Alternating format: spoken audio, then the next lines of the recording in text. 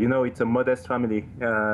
My dad was working for his family in Morocco, and my mom was working for my brothers and our family, so it was very difficult. And during the school holidays, they sent me to the winter holidays, so that's where I discovered snow mountains. I was lucky, yes, for 2 years, or maybe not 2 years, but I really hate ski because it just, when you are 6 years old, my gloves was very wet, and my suit was very absorbing water like a sponge. But when I start to slide, that's where I started to enjoy ski, and then I wanted to go faster and faster and faster. And you've mentioned times were hard for you back then. Was it tough to find the money to continue skiing? It's still hard. It was a passion. It was a challenge for me. When I saw at 12 the Morocco at the opening ceremony in Albertville, 1992, I was in the sofa. Compared to my friends at this time, I was an alien because all my friends was watching soccer. I was the only one who was caring about ski and.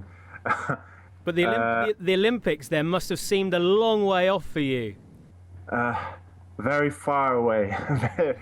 I was starting to dream to be a champion, but I didn't know how I'm going to be a champion. So when you finally got to the Olympics, Samir, in Vancouver, after watching it on television, after dreaming of one day taking part, how did that feel?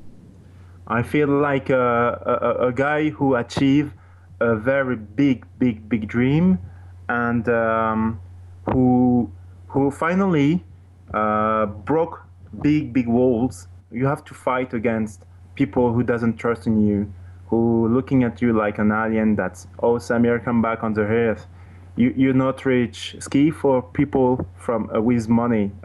Ski is for people who living in the Alps. And when I was at the opening ceremony, you can trust me. I had a mix of emotions. I wanted to cry. I wanted to be angry. I wanted to be very happy. And I did it. Do you think then, Samir, that you've inspired other children in Africa to take up the sport of skiing? You mentioned breaking walls, breaking barriers. Do you think those barriers can be broken now? I think the barrier can be broken. All the African who growing up outside from Africa, of course, you will never make a ski resort in the Sahara Desert.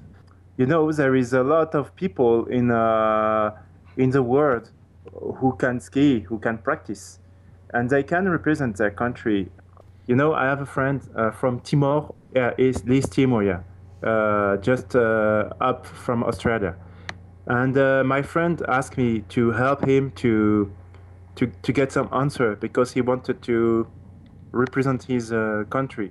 Now he's already on the way as well. So you've inspired him and inspired so many people, but what about your plans? What next for you? You're hoping, I guess, to be at the next Winter Olympics, only a few months away in Sochi. Yes, that's it. My goal is to be to end my career at Sochi, and I have a big challenge because I want to qualify in other discipline, that is cross country. But during the winter, because I don't have money, I have to find another way to stay on the ski, and I am a ski instructor. So the challenge is to qualify in cross country and alpine skiing. For many of our listeners, they won't know too much about the Winter Olympics, perhaps. I've got to be honest, I'm not an expert about the Winter Olympics. What does it mean to you, and why is it so special? Because qualification is quite hard. For a sport guy, the finality of is to be at the Olympics. I started from nothing to be there. Really, trust me. I was skiing like a tourist. And what I like about you, though, Samir, you describe how much the Winter Olympics means to you, but you didn't want to experience it on your own. You invited youngsters from the tough estate that you grew up on. You invited them to join you at Vancouver. I think it was 8 youngsters that you brought along with you just to experience how special the Winter Olympics can be. Yeah, that's it. When these kids came in Vancouver, they was like in another planet. They just feel like they are important people. I think from the first time in their life, they just feel like some very special guest. I am still in contact with them, and some of them totally changed their mind. Some of them have a parentless, orphan. I'm sure, and they told me that they was crying really, and they was so happy. A kid who just had a very nice present from Santa Claus.